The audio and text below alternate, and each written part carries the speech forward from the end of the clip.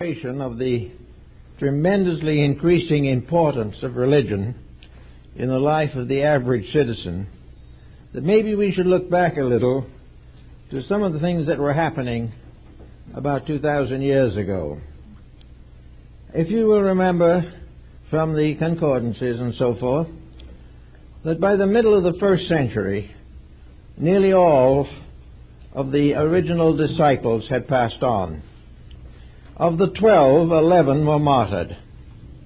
The 12th, John, retired to the Isle of Patmos, where he worked, some think, upon the fourth gospel, and others upon the book of the Revelation. Out of that original group, there was no one of the original group that survived to carry on the work.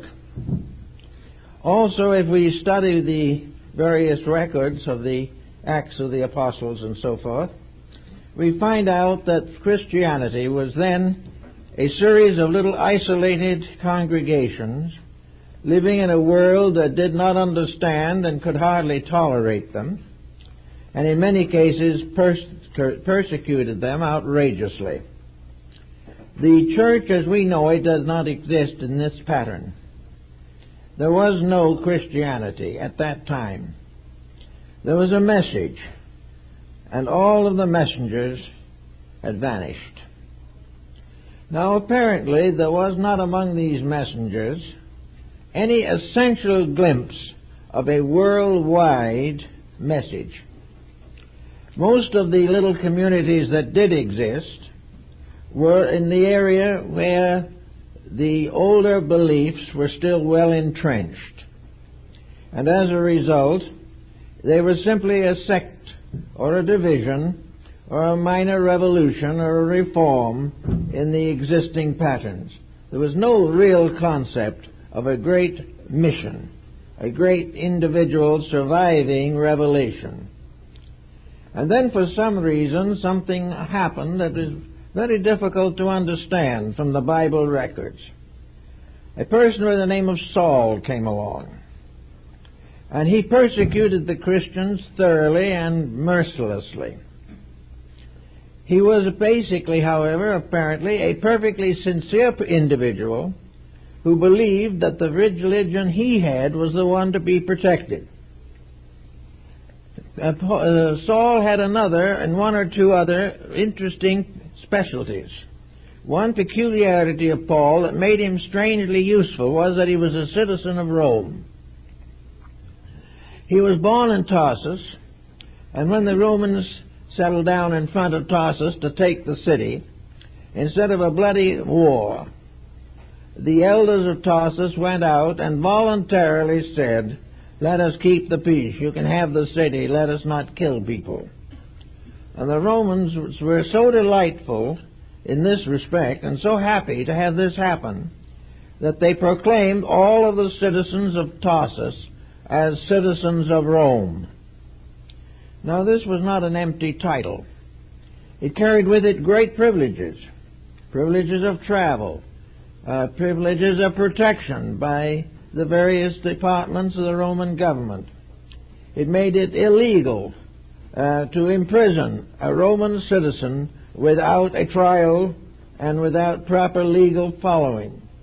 Also, a Roman citizen could not be crucified, hanged, or in any other way tortured. If it was a major crime and he had to die, he had to be decapitated. No torturing was permitted of a Roman citizen.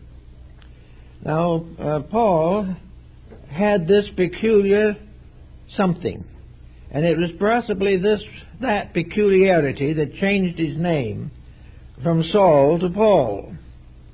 As Paul, he was now a Latin citizen. He was also a man of good family, and he was an educated man. He is known to have spoken Latin, and he probably had some knowledge of Greek, if we are to remember his sermon in Athens. So Paul was a man with various accomplishments, but with a deadly prejudice. Yet here was an emergency. And in an emergency, heaven very often makes a pronouncement on its own. It was not at all likely that the little community at that time of Christians would have voluntarily selected Saul to become their spokesman. But on the road to Damascus, a mystery occurred. As he was riding toward Damascus to persecute the Christians, Paul was suddenly struck with a mysterious vision.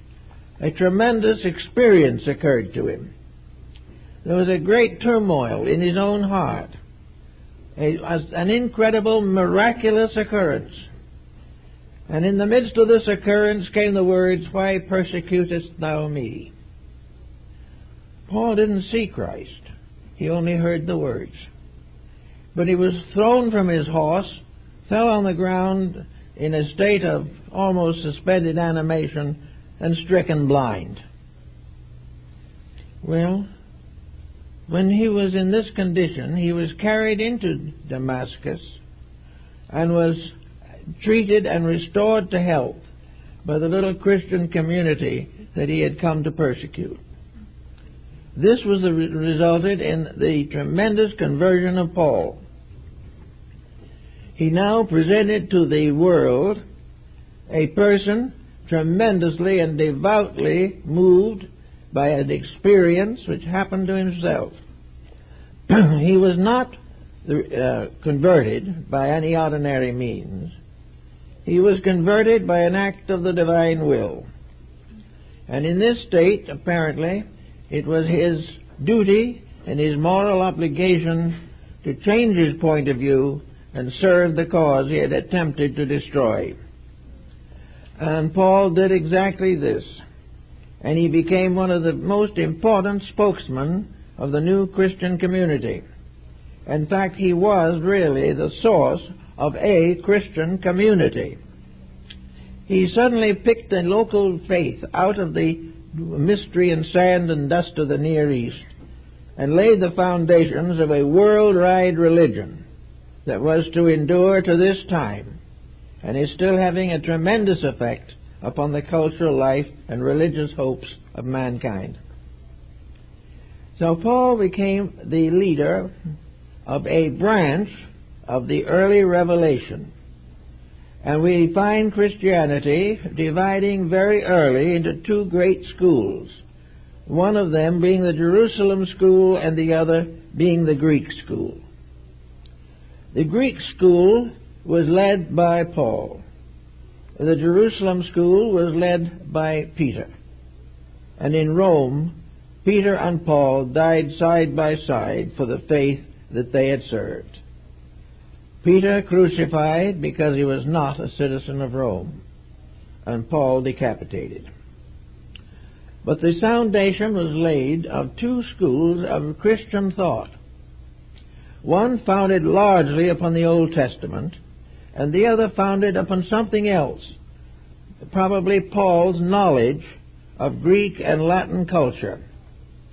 In other words, Peter was working with Jesus, and Paul had visualized Christ. And it was the Jesus of Peter and the Christ of Paul that became the two great forces in the development of Christianity. The Christianity of Peter was very conservative. It was very literal. It was a friend that was being honored. Peter knew Jesus. The disciples all knew him and were deeply personally involved in the story of the man, the life of the man, the things they had seen him do, the wonders he had wrought, the teachings he had given, and the final martyrdom which he experienced. Add to this the mystery of the resurrection, and the disciples of Jesus were a small group who loved him, knew him, and in a mysterious way thought of the religion mostly in terms of him, and in terms of him as a person walking with them on the dusty roads of Judea. Paul, as far as we can find out, never saw Jesus. He never met him. He did not know him personally. Therefore, there was a different point of view here. Peter was thinking constantly of the man that walked with him.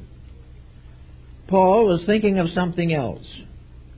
Paul was in the position to lay the foundations of a great religion, because while he was converted completely, he was not bound to the personality of the teacher. And in this particular case, this was very significant. So we find Paul gradually building the foundations of what we might term mystic Christianity. Now the question has been raised as to the source of the thinking which influenced Paul's mind in connection with the church. If we read the Corinthians and Thessalonians, we realize almost immediately that we are dealing with a person who had a knowledge, understanding, and an insight outside of the area of conservative theology. He was a man who was worldly, wise, and experienced, and now suddenly, deeply, profoundly dedicated.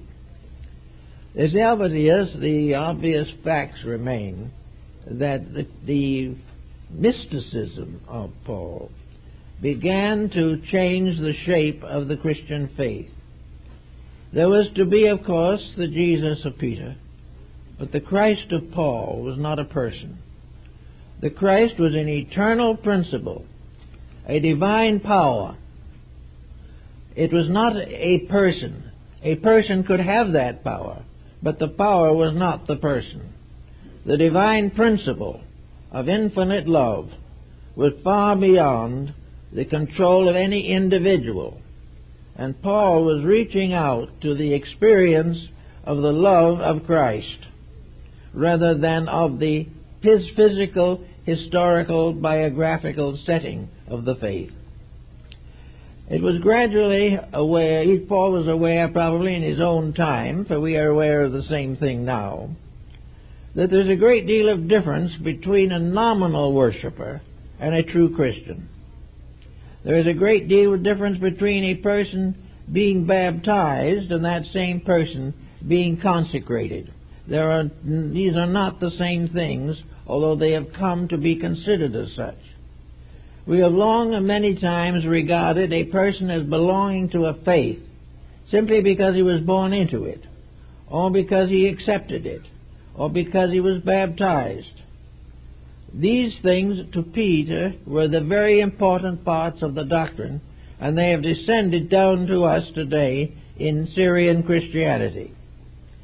But to Paul, these things were not so important. And I remember one afternoon I spent several hours with a group of retired clergymen who were living in retirement in the home set aside by their sect for their habitation in their closing years. Each one of these men had been a missionary or a preacher in the field. Some were very well educated, some were very dimly educated, some were considerably younger in spirit than others, but each one in his own way went into the story of his career and his ministry. And of course the great pride was the number of persons they had converted. So there was a little competition among these ministers, retired ministers, as to which one of them had converted the most. And each was very proud of the fact that he had brought hundreds to God. And this was the real reason for his life of happiness and his sense of satisfaction, which would carry him to the end of his days. On the other hand, there were certain doubts about this matter. Some of these ministers admitted frankly that conversion was not as satisfactory as it might be. In other words, if you really wanted to set up a pattern of capturing relapsed sinners and bring them back to the faith, you had to do something much more than convert them. And the only thing that most of these ministers could do was reconvert them. So every year the minister went through and picked up those who had fallen by the way and converted them again. And the majority of converts had to be saved at least once a year, or they wouldn't make it. Now this was the point that Paul obviously noticed, possibly in the very small communities of early Christians, that there were many in these communities who were devout but had very little evidence of insight or understanding. They believed, but they lived exactly as they would have lived if they hadn't believed. They accepted the responsibility, perhaps were willing to face martyrdom, but in their daily transactions of life, the Spirit of Christ was not present. It was something that was far away and was miraculously conjured into existence by the rites, rituals, and ceremonies of the church. Paul recognized this point, namely that according to Greek philosophy, he was obviously well trained in Platonism and also probably in Alexandrian metaphysics, on this mysticism or Hermetic philosophy. These things come through his writings, and if we want to say, well, that's just not possible, let us remember that the Apocalypse of John is also definitely of pagan origin. And for this reason, Martin Luther did not want it to be included in the Bible. But John obviously had contact with secret organizations and mystical sects in the area. And this seems also to have been true of Paul, that he had certain contacts. We know that he was, to some degree, an initiate of some rites, because he describes the circumstances to us. He may have been a Dionysian artificer or an Essene, because he says, I am a wise master builder, a term which has always been associated with some of these esoteric orders. Regardless of whether he had a formal membership or not, he had a knowledge. And his knowledge led him directly into Christian mysticism. And this led again into the foundation of a world religion. The mysticism of Paul was based upon one very basic and essential point: the Christ in you, the hope of glory. Now this is something that, while we hear much about it in the Testaments today, we see very little evidence of contemplating the mystery of it. That we are no longer speaking of the Jesus of the roads to Jerusalem. We are no longer speaking about the Christ in heaven as the Son of God.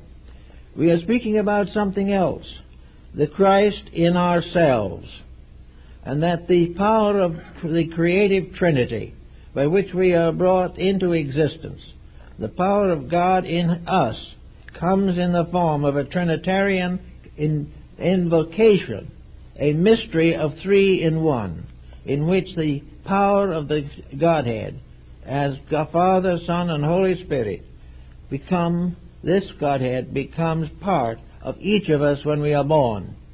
That we are actually the living temples of a living God. We are ourselves the keeper of the Christianity that we claim to believe. We are in our own person and in our own flesh, serving or not serving. This has nothing to do really with our attendance at the church. This may be good. It may help us in time of stress. And the insight that we seek would not prevent us from going to church, but it would move Christianity from the church to our own hearts, where it belongs. And it would make the church no substitute for the good life. It would not permit an individual through either confirmation or ordination to feel that there was any way he could escape the duties of daily life. Now we see today a billion Christians, perhaps a little more. It is the world's largest single religion.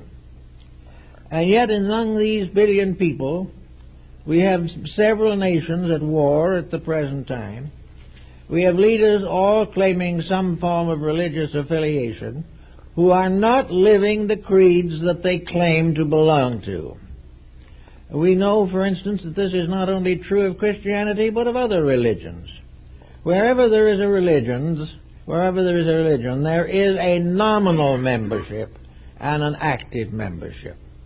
A nominal membership hopes for the best, and places all faith upon a membership or an acceptance or an acknowledgement. This is the point that Paul was very definitely attempting to attack. It was not the fact that we become a nominal believer that does us any particular good. It is only the degree to which this believing changes conduct, changes our way of life, corrects the infirmities of the soul and the body, and gives us a new sense of significance in life, that each one of us, in a way, is a church, and the humanity together is the great congregation. The Christ in us is therefore a spirit in us that may be under various names. The same spirit that we call Christ may be called Buddha by somebody else, or might be called Muhammad. We not say what these people or these beings can be called, but regardless of what they are named, it is their works by means of which we prove our membership. It is only when we keep the rules, keep the laws, and keep the peace that we are fulfilling any form of religious acceptability, anything that will give us the right to consider that we are bound in the right direction. So we all come down now to the 20th century, where the house of Paul has become very largely Protestant Christianity. That of Peter is the Eastern Church, or the Roman or Greek Christianity. These two great sections, or great schisms, are essentially worshiping the same thing. They are using the same words and the same names, but one worships as an act of faith, and the other worships as a personal character and a dedicated daily existence. So that very largely now we think of true Christianity much in the way that Paul has given it to us, namely that it is a way of life, and that it basically makes little difference whether we've ever been confirmed or not. We can be a Christian without a church, but there can never be a real church without Christians. So we have a tremendous challenge, the challenge of inventorying our own way of life. We go down some sawdust trail, we accept the gospel, declare ourselves converted, and then what do? We probably go home and go to a picnic in the afternoon or sit down in front of our favorite television program, and after a little while wish we could turn it off and haven't got the strength to do so. Actually, also we still have that feud with the neighbor. We still have trouble getting along with our relatives. We are also involved in business transactions that might be a bit shady. And there are very many cases in which famous gangsters have been buried with the full ritual of their faith.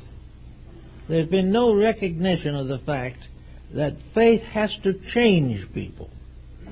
That Christianity is a changing of an individual for the better. It is not simply something he says, I'm a Christian, looks around and goes on and does what he intended to do in the first place.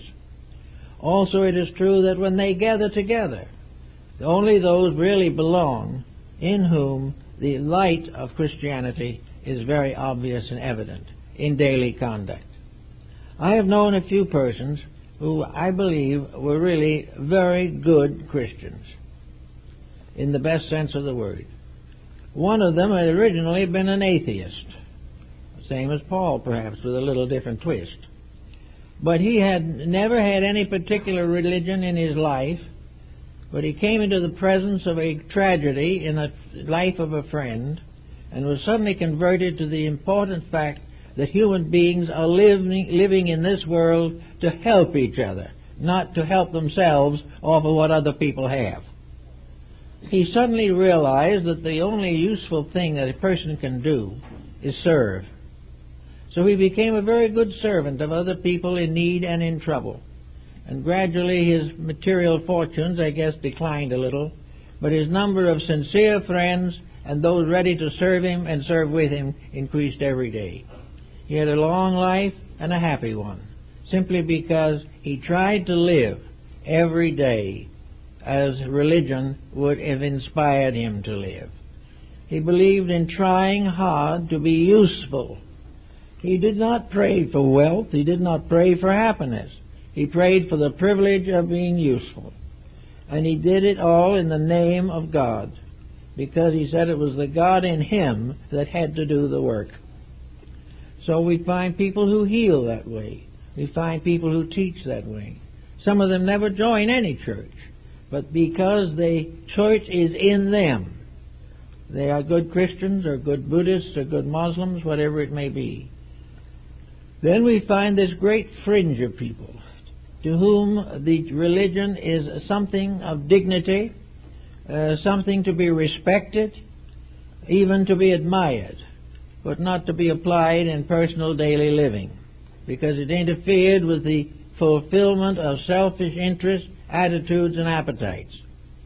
We are suffering today in Christendom from about as much moral dishonesty as has ever plagued this world at one time.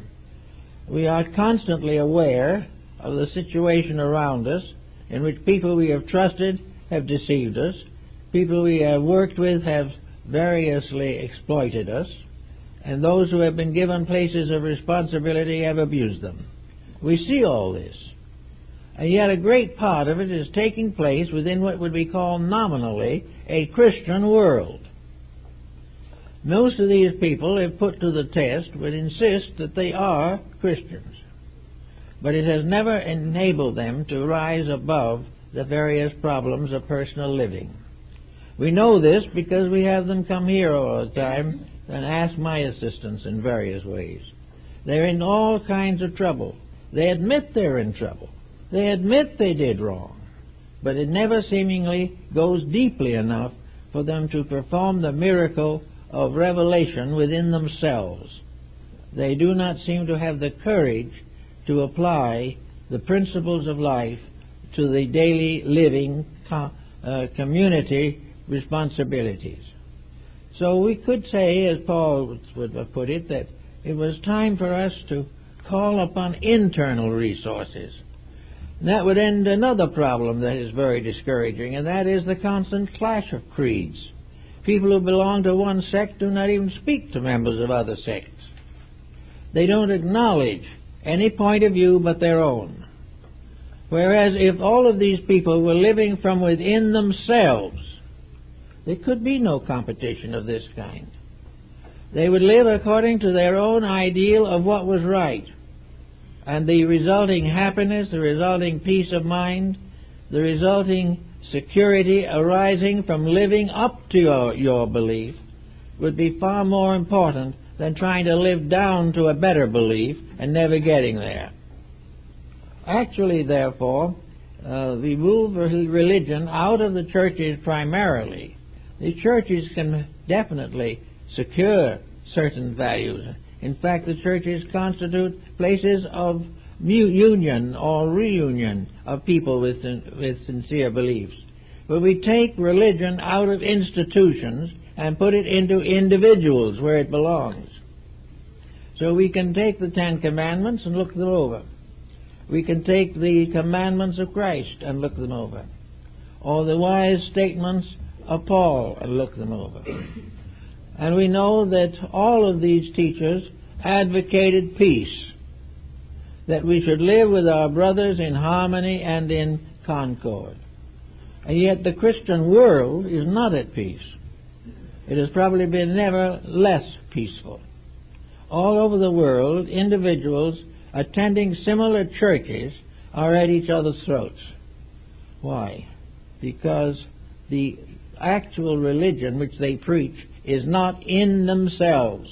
It's in a book or in a creed or on an altar, but it is not in them. So we think it's very important at this time, in Easter particularly, to give an additional thought to this Christ in us, that is the hope of glory. And that we should try to find some way to lift the level of our own thinking and living. Now, to some people, this might be a difficult thing to do.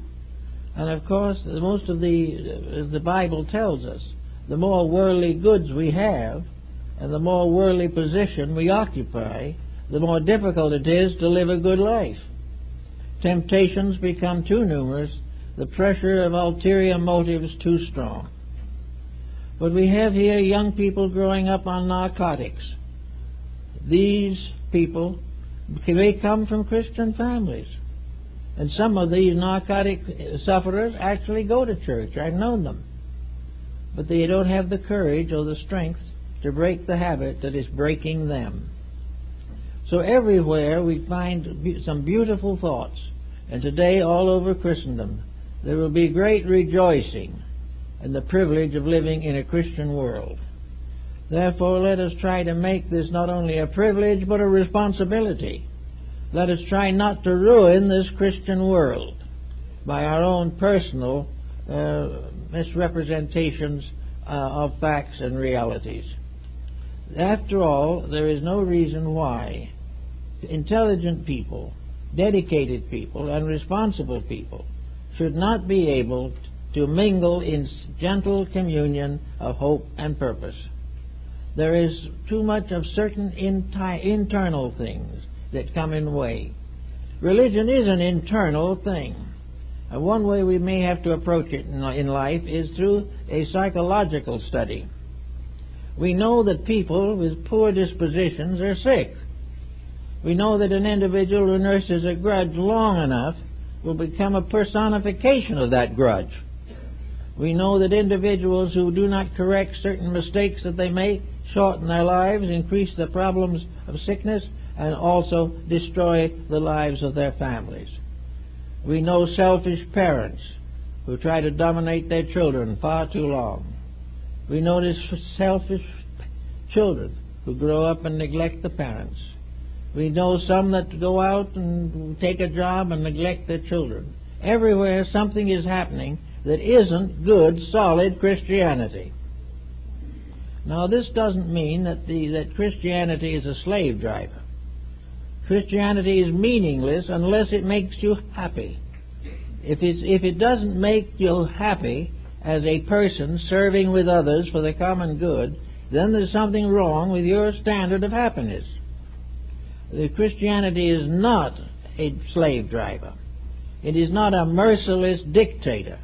And various churches of different periods and times that have tried to usurp control over the temporal life of everything have all gone down because it was not reasonable or correct. But there is a definite need right now, in this time when we are talking about reorganizing society, to get at some of the facts.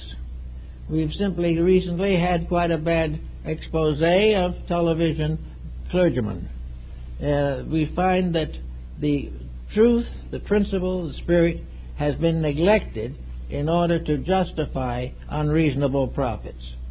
So that instead of serving God, we are mostly serving mammon, as we were warned in the Old Testament might happen. We have, therefore, every reason to say that it's time to really give a little thought to the real life that we are supposed to live.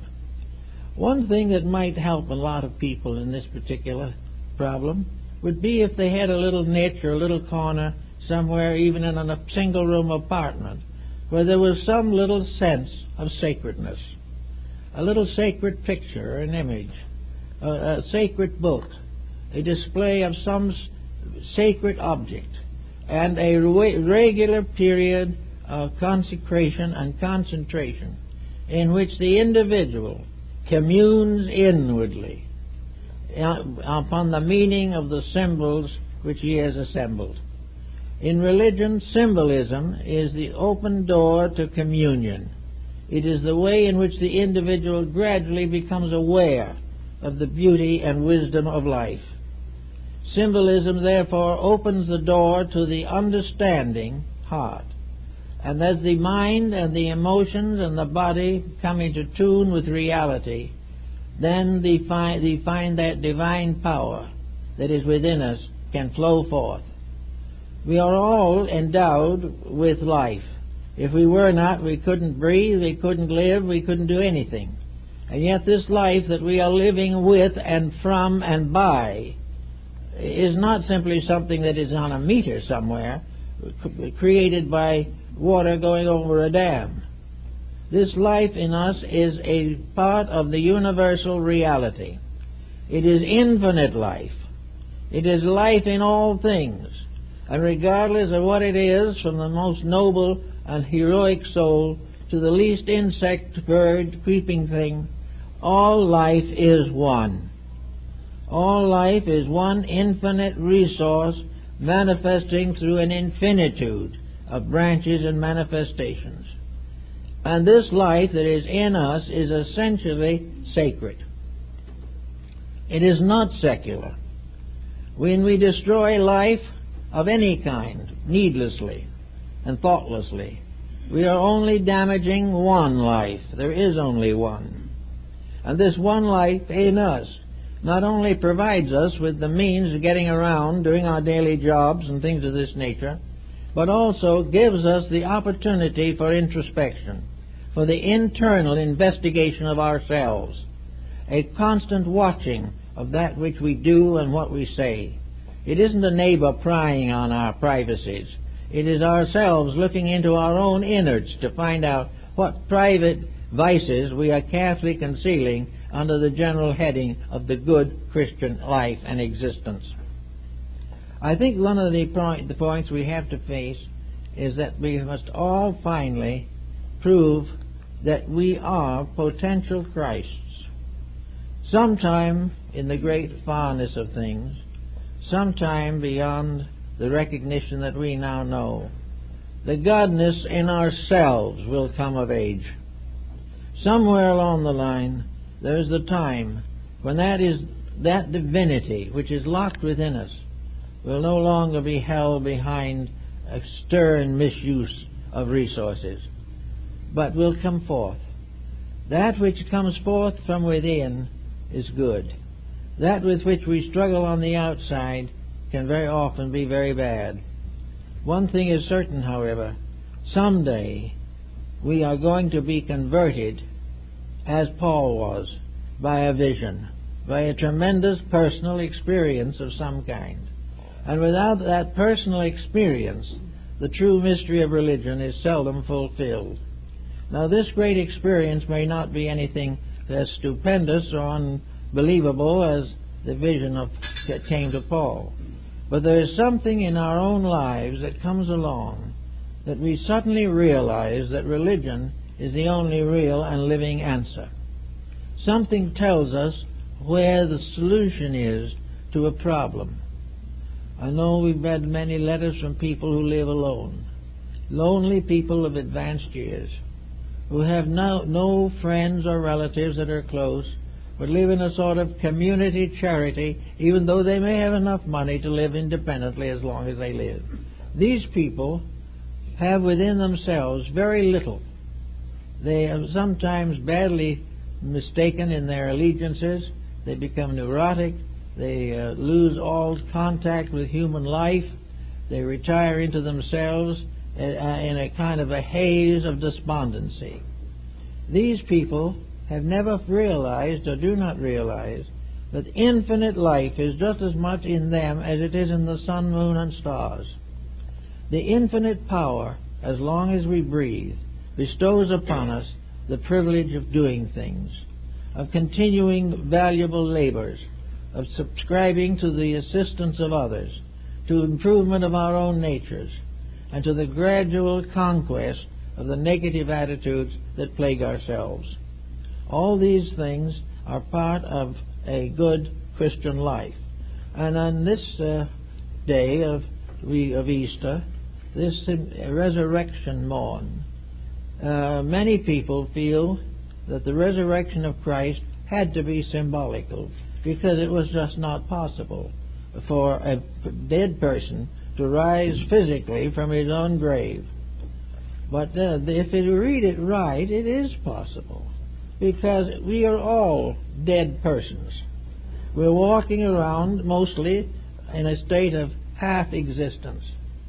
And yet when we begin to realize the values of life There is a resurrection in ourselves.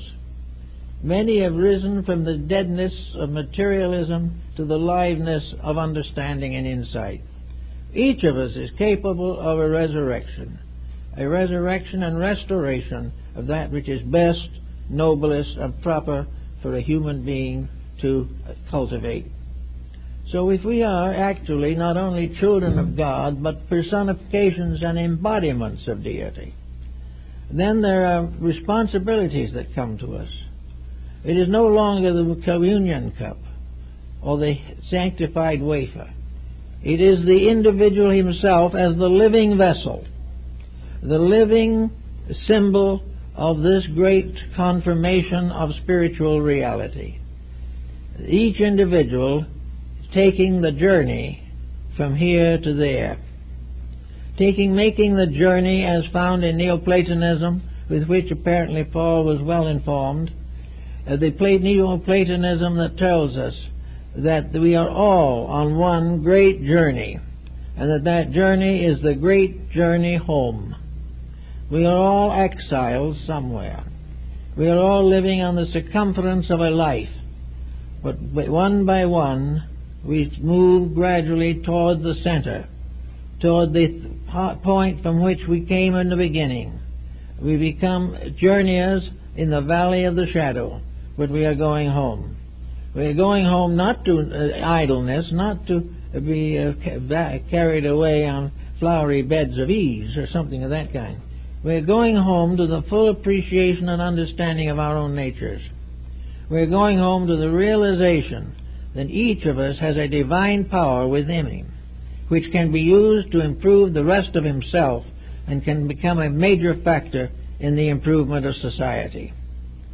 There is legislation all the time now, probably more and more, of what to do about schooling, what to do about politics, what to do about stocks and bonds, all solved without any consideration for the reality of life.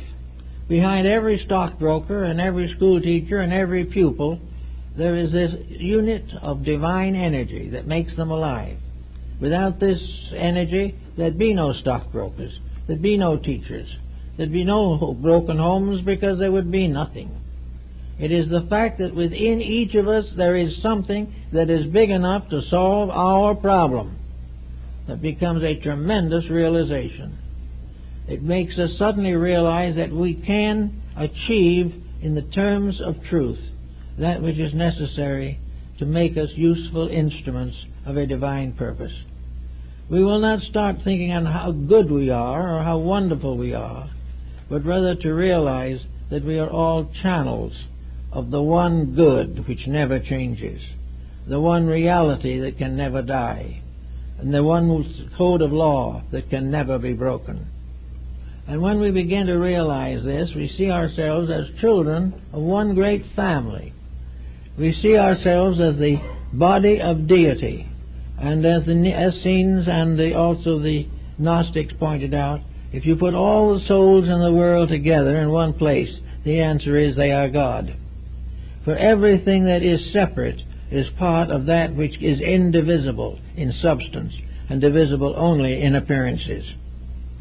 So here now, with another Easter with us, and another restatement of our belief in the reality and purpose of the divine missionary, we could perhaps find it a profitable thought to see what we can do in this year to open the door to the best of ourselves that is locked within, that we can gradually become so worthy of a better life that it cannot be kept from us, that we'll get what we deserve, and that has been our trouble. We've been getting what we deserve, and the time has come to try to deserve something better. So we can start, and I don't think anyone will have a hard time finding something to work on, because most people have a few little errors here and there that will not take a monumental effort, but which will require a little personal thought necessary, or whether we are part of a program of exploitation, which is really not just. If we are merchandising, are we giving fair weights? If we are employers, do we give fair wages? Are we trying constantly for physical profit, or do we realize that physical profit is going to vanish no matter how hard we labor to get it, and that there's only one kind of progress that is real, and that is moral, ethical progress. There is no other kind. Every other form of progress is a deceiver, and every kind of wealth that is not a virtue is a vice and a danger. So we go around trying to collect money, and the time comes we lie down and leave it for our heirs to squander, or there's some government to take away from us in inheritance taxes. We work so hard for these things that really bring us no pleasure. We have a certain sense of bigness, certain sense of strength as a result of all these little chicaneries which we are addicted to. But this is not the real solid facts of life. This isn't the thing we're all trying to work for. It isn't how much money we can get in the bank. It is how much of the inner resource of ourselves can we call upon when need arises. Are we in peace with that power within ourselves, which must be the source of wisdom, of happiness, and of health? If we are not at peace with that inner power, we're going to have trouble in our daily life, and we are going to find that we are creating difficult situations which we may not want to face. So we find Paul's doctrine going around the world in the Christian habit of things. We are seeing his message: love one another. And let these three stand: hope, faith, and love. And the greatest of these is love. So to Paul, Christ was love. Now, love today is a word that is practically meaningless. The dictionary hardly knows how to handle it. But love, in the essential sense that Paul means love to be, is like the love of Damon and Pythias. A greater love than this hath no man, than that he will lay down his life for his friend. So we have always, in this problem of divine love, we find the remedy for human selfishness. We find the remedy for all these little hurts and cuts and insults that make life difficult. Someone says something nasty, we have to say something nasty back. And very soon, all of the peace and joy of life has been fractured by some meaningless, worthless incident. We have to find some way, therefore, if we want Christianity to rise and become the common religion of Western man at least, that we have a forgiveness in ourselves. We have probably 200 or 300 sects of Christianity today. Some of them are not on any speaking terms with each other. Many of them are in highly competitive relationships. Most of them are very much interested in achieving a physical splendor. They want to be dominant in membership, or in the beauty of edifice, or glory of the preaching that they do. This is all wrong, because actually there is only one church. And as one writer has said, that church, the spans and arches of it, are the clasped hands of comrades. It is only in the living of a faith that we build its final cathedral. For the church of a religion is the living members of it. These are the cedars of Lebanon referred to in the building of Solomon's temple. We are living trees that become pillars in the house of our God. And at the same time that we do this, we are gradually building a world in which no longer will we be worried by the names of people, or by the names of gods, or by the names of angels, or of spirits, or of demons. We will know only that all these different things are names for one thing, and that is eternal life and eternal and everlasting manifestation. If we can realize this, we can live in harmony with life. We can live in harmony with the world instead of in constant competition. We're gradually now beginning to realize this. And little by little, new thoughts are coming in. More and more we are now seeking an internal satisfaction, not in the selfish sense, but in the sense of peace. In this world that we are having today, peace has become almost unknown. Problems are constant, incessant, and continuing.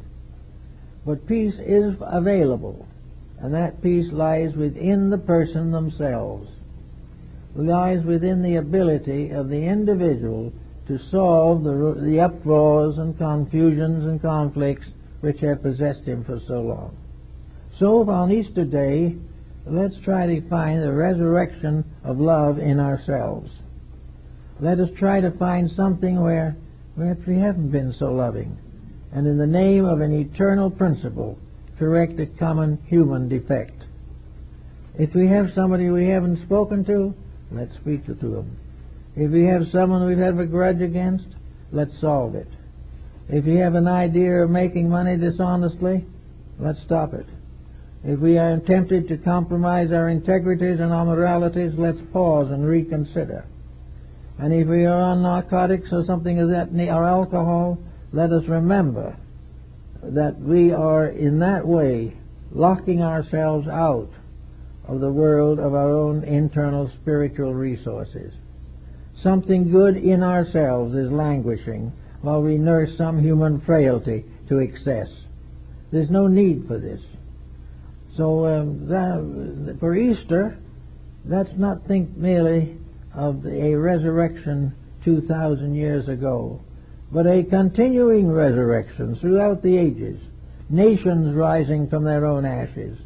Nations, peoples, cities, communities, lives coming out of darkness into light as a result of gentle, thoughtful, kindly consideration of the needs of the world. We have never been a time when the world needed as much as it needs now. But it certainly doesn't need nuclear weapons. It certainly doesn't need any of these destructive things. And how these destructive things can belong to people. In the midst of these people rises the church with the statement, love one another. And these people go daily or weekly to a church where they believe and hear the words of peace, love one another, and the kindness and the gentleness and the cooperation and the beauty. And then they go right out and start fighting again. This is the thing that has to change. And it cannot be changed by law. You cannot legislate religion. You can legislate theology. You can say you won't permit it in your country, or you will not have a country without it. But you cannot legislate the spiritual life of the individual. You cannot tell him that if he doesn't behave himself, he will go to the perdition. That thought has been worn out. It doesn't mean anything anymore. There's no reason for the average... One young man told me, by the way, the other day, that his parents were always afraid of hell. But he really wasn't afraid anymore. Because whatever it is, it couldn't be any worse than things are now. And this is more or less true. We are in the hell we've made for ourselves. And we can transform it into something better simply by using the power within ourselves constructively. Realizing that the energy which enables us to walk and talk and think, that this energy is a divine force. It's not something that was worked out in a laboratory. It is part of the infinite life of things. It is shared by every creature that man has imagined or seen. Therefore, having this tremendous potential, we also have the responsibility for use. And we go back through history. And some people don't believe in checking history. It's a little discouraging. But actually, as Lord Bacon observed, history is very helpful. For history finally shows us that that which is wrong cannot survive. History can prove to us definitely that the mysterious twilight of the gods ends the corruptions of mankind. That things that are done wrong destroy themselves. One by one, great powers have risen, become avaricious and ambitious, covered the world with blood and misery, and then disappeared in a terrific orgy of pain and decline. Actually, history has proven conclusively that fallacy has never succeeded. Dishonesty has never been proven to be truly useful. Everything that is wrong is something for the moment, an appetite to be gratified and to end in suffering later. But we've got a nice enough world now, but there's another factor coming in that makes Paul's ideas rather important. Populations seemingly are going to continue to increase. Well, this is very serious to people who feel that it's going to limit their ability to succeed. Under increasing population, perhaps we can't all have everything we want. Perhaps we can't all have expensive estates and expensive vacations. Supposing we move this present population up to 10 billion people. Is that going to mean that there'll be no food for us? Are we going to gradually starve ourselves to death? No, I don't think so. This birth rate increase and the consequences are part of natural law. They are part of the plan that is being used to correct us. We are going to be shown definitely that we cannot be selfish in a world in which selfishness is fatal. And we might as well learn it now and wait and learn it later. But we're going to find that little by little things get tougher. The individual is going to get more thoughtful. Little by little we will reorganize our society, removing from it the dangers which could result from overpopulation. There is no reason why this earth cannot support twice our present population with ease, if a few people were not so selfish that they have refused to share the good life with others who are just as deserving as they are. So by degrees, the great truths of life, which we find in the scriptures of the world, come home to us in our own daily provocations. They come to us in the things that we do, and the things that we see, and the things that we hear around us. And this is one way in which I think the Western branch of Christianity, the Latin Christianity, and the Greek also, as far as that's concerned, are going to be very valuable. We have already seen that the temporal power of great religious organizations is waning. It is impossible for them to remain unchanging in a world of constant change. So we hear people saying more and more, we've got to be more progressive in our religions. We've got to stop sticking to the old ideas and allow new and better things to come in. We cannot remain static in a dynamic universe, which we are trying to do. Well, that applies also to every institution that we have, whether it is business or agriculture or science. Everything that we do and everything that we have must adjust to a new way of life, or it cannot survive. And when it adjusts to this new way of life, believe it or not, the adjustment will be in the direction of basic Christianity. It will be the idea of the gradual victory of kindness over hate, the final victory of giving over taking, and the final victory of personal ambition in the presence of common need. All these things are part of a divine plan, and though we are in a very faulty educational system, we are also forever in the school of the Holy Ghost. We can never get out of it. For life is always going to be the great instructor. And when life goes sour, and crime increases, and delinquency dominates the social patterns, then, as Krishna says in India, then I come forth. And in these moments of emergency, the individual starts to think. He starts to wonder, and he starts to believe. And he starts to question the thing as it is and how it could be better. And in that moment, the God in us comes forth, because it has been called by a just and proper need. So we are going to go past this period of great wealth and great nations and great political parties and come finally to the simple fact that we are brothers in one world, that we are part of one creation, that we are one of countless creations in space, but that all together we are ruled by one law, one power, one eternal dispensation, one beginning that has no end, and that law manifests in every level as integrity and honesty and love. When we realize these things a little more clearly, we'll get out of our present doldrums that we've been worrying so much about. Now, there are new people coming in all the time with new plans and new programs, but these are not going to work unless these people do not continue to perpetuate the profit system in their own thinking. Actually, we should not be allowing profit to control religious progress. We should not be trying to get rich off of faith. But we are not dealing with the same coin or in the same realm. What we must now do is realize that the greatest blessing of all, the blessing of life, is free. We can't buy it, we can't sell it, but we can destroy it in ourselves or release it forever from our own physical existence. In the Orient, the human body is realized or recognized as a world. I remember when I was in Baroda, the museum there, I saw a diagram on which several generations of artists had been picturing the anatomy of the human body.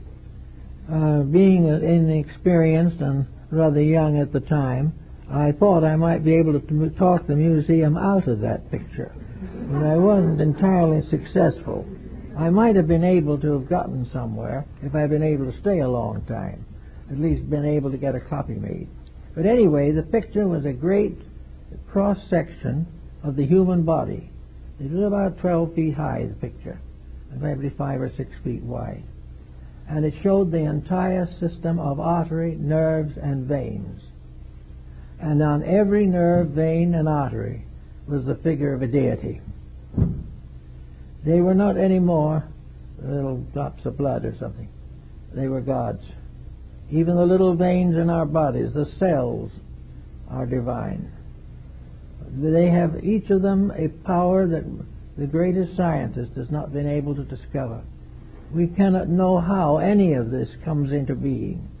It is something that is born in a mystery, like ourselves. Even sometimes in these very tiny forms of life, so mysterious even a microscope will reveal very little. But this life goes on, and this life means that every part of us is alive. Every organ is alive. There are whole races and empires and nationalities within the flesh of each of us. And everything depends upon the maintenance of the equilibrium and balance of this vast population of minute particles. We have to keep them in order. We have to take proper care of them. We have to nourish them. We have to protect them from the abuses of our minds and emotions, or we will end in great sickness. So all we do is project this same thought out into society. The whole world is, from the minerals on upward to the invisible gases and energies, are living things to be used. And if properly used, they help to build the purpose for which they were intended, the advancement of the cosmos, the final liberation of all that lives, the return of the part to the entire, or as Pythagoras called it, the restoration of unity as the supreme principle of existence. Unity, of course, is oneness, fraternity, happiness, peace, justice. These things are of the greatest essential meaning to us all. So it's coming a little at a time. Day by day we see more of it. We notice a gradual but very systematic change in the lives of many, many people. For the first time, certainly in my generation and on, we see people really hungry for a better understanding of life. And when I started out, very few people really cared. It was only a few in very deep trouble who could be considered likely to improve themselves. Now everyone, because of the inconsistencies and insecurities we have created for ourselves, is seeking for an answer. And as we look for an answer to the capitalistic problem or to the employment, let us remember that we are also looking for a question for amnesia or for epilepsy or for diabetes. We are looking for solutions to these things. And that which might be misuse of business energies on one level might have to do with the various functions of a gland or something within our bodies. Everything is looking for help, but all help comes from essentially the gradual correction of the mistakes of living. And we all have to come to it finally. And we all have to realize that we're not going to be perfect. We're not going to do it all in a moment. We're not going to overcome all our weaknesses in a day. But we must be moving slowly toward the goals we seek. And nature says if we are moving in the right direction, it'll give us plenty of time to finish. We will be able to do anything ultimately that we will to do if it is right. And while we may not accomplish it all in this life, we will have opportunities to be all we dream of being, if the dream is true. But if the dream is merely a selfish effort to get something we want, then we're in trouble. As we look around us today and you can read the various writings of Paul and see some of the truths that he so clearly sets forth. And he tells us that we now look through a glass darkly, but someday we will look face to face. We are all looking through glasses darkly now, but someday we will face to face. And that statement probably indicates that Paul was an initiate of one of the esoteric orders of the Near East. That his conversion probably was something in which he was divinely appointed to do what was necessary at that time and was probably uniquely qualified to do it. But he says definitely that there was a certain power behind him, that he would truly, we would see face to face. Now the lower degrees of the Eleusinian mysteries were called the veils. There was a veil over the altar, and we saw through a veil in the lesser degrees the great Eleusinian mysteries of Greece. When this high degree, the second and advanced degree of the initiation rite was attained, the veil was removed. In the rites of Isis and Osiris, the veil covered Isis through the lesser rites. And when the greater initiations were given, the veil was lifted. In the great initiation of life, when we deserve it, the veil is lifted. And now we live on one side of a veil. And as we live on that one side of the veil, we can remember the words of Sir Edwin Arnold. Veil upon veil we lift, but find veil upon veil behind. The mystery of life is very marvelous and very complicated. But we all live behind or outside of a veil, which will be lifted as we gradually release the integrities within ourselves. We will face the truth when we are strong enough to bear it. We will not face it while we can destroy it. And if the knowledge is something that we intend to pervert, it will never be given to us. The secrets of life will never be revealed in their fullness and completeness as long as anyone lives or exists who would want to use the secrets of life to destroy life. All these things are carefully controlled, and each individual has a restraint not upon himself. He can do as he will to do, but upon the consequences of his own action. He will be taught ultimately that he will be rewarded when he overcomes and outgrows the problems that we face today. We have an election year coming up and we don't know who to elect. We have to look around, and if somebody is exposing or describing or disengaging us from something or someone, we live in a mass of confusion. Here we are in a civilization that has grown up for thousands of years and is still in complete confusion. And that confusion becomes more difficult, the more uneducated we become. The more we know of science and art and literature and physics and biology and chemistry, the more trouble we're in, because we use all these things for purposes of selfishness and competition. We do all kinds of things personally for the same motive. We take on all kinds of jobs simply for profit, and we're not with any regard for the value of the products. So all this has to change, and if it changes, we're going to find that there will be for each of us, in due time and in proper measure and proper order, an Easter. We're going to have the resurrection of the Spirit. It's coming. In fact, lots of spirits have gotten pretty much resurrected even now. They're coming every day. More and more people are beginning to understand the meaning of education. Education is given us to know how to live. Wisdom is given us in order that we may think through the problems of our own lives. Our senses are given to us so that we can observe the virtues and vices of those around us, can see what is happening and judge accordingly. Everywhere, therefore, there is an opening up, there is an increasing, there is a greater becoming of hope.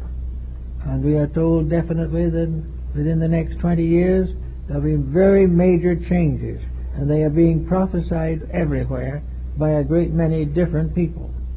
And they seem to be coming from some subconscious source within ourselves. And when the inner life of the individual says progress is coming, it will come. If the individual is simply waiting for a new legislation to cure a mistake in policy, nothing will come. But when we are ready to face into the facts and reconstruct a civilization so that it can endure, it will endure, and will be the first to have endurance, for everything has finally fallen from the weaknesses within itself. And there's no need for this to go on in this way any longer. So Easter will always be a very important day, for it always will stand either for the resurrection of truth in principle or resurrection of truth in ourselves. And when it comes in ourselves, we're all going to be a very great deal happier than we are now. We will realize the real meaning of Easter. The great problems of Easter have to do also with the vernal equinox. The vernal equinox to the ancients was the eternal rebirth of the sun. The vernal equinox was the promise of another year of opportunity. The ancients worshipped life itself at the vernal equinox, thanking the heavens and the gods and all the powers for the promise of another year. We are being given another year. Here we stand on the threshold of it. For the year of nature and of life begins at Christmas, but the year of the soul begins at Easter, for it is the beginning of enlightenment. It is the beginning of a new world order. Each year we bring the wisdom of the past to bear upon the needs of the future. And this year we have wisdom to bring forth, and we have a future in need of wisdom. We have an opportunity to contribute to the annual birth of good. And each year at the vernal equinox, truth and reality are re-embodied for our benefit. This is an old symbolism, but it is a very nice one. And whether it is literally true or not is of no difference, because things spiritually and true within the inner life of the individual may often be in conflict with what we call the truths of mundane existence. Actually, every year is an open gate to a better life. The mistakes we have made, we have made. We can regret them, we can remedy them the best we can. But each year is an opportunity for new effort, new achievement, new accomplishment, new dedications, and we can live each year a little better than the one before.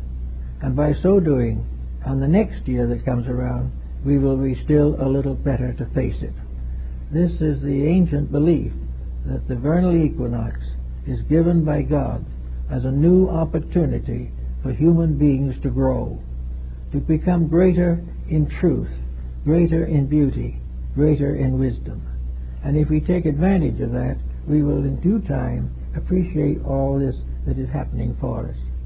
We will suddenly realize truly that we are in a universe in which a great reality is determined, or by nature must inevitably bring all creatures to perfection. Nothing is lost. The only waste is the time that we lose, which we might be using for something of permanent value. Let us try to educate ourselves for the future. Let us try to find real happiness in things that we do and in the simple problems of daily life. Let us try to find friendship. Let us also look deeply within ourselves and prayerfully and in meditation see if we can find the spirit of the innermost, that which is forever there, waiting for us to allow it to take control and command of our daily existence. If we can make some of these little thoughts and ideals and dedications, we will find that Easter has greater and more enduring meaning for us all. Well, I think that's it for this morning. I'd just like to announce that a week from tomorrow, here we are going to have a meeting upstairs, I believe, of the Veritat Foundation, and on that occasion my wife is going to give a discussion, and they're going to have a workshop. So if those of you who are interested, we cordially invite you to be present for that occasion. Thank you all, and have a wonderful Easter, and may the blessings of the year be upon you, each and every one. Thank you.